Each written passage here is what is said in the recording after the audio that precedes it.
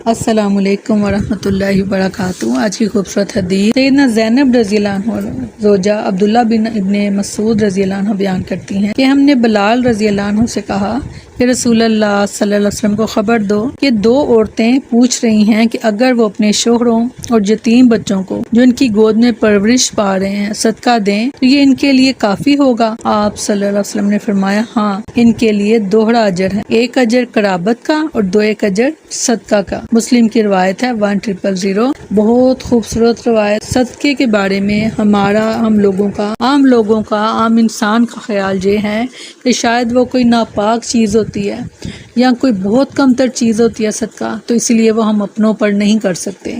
اس حدیث سے واضح ہو رہا ہے کہ اگر آپ اپنوں پر خرچ کرتے ہیں صدقے کا مال تو آپ کے لیے دوہرا اجر ہے۔ ایک ہے ہماری ذہن کی رائے اور ایک ہے سنت، تو بہتر ہے کہ ہم سنت کو اپنائیں۔ السلام علیکم ورحمۃ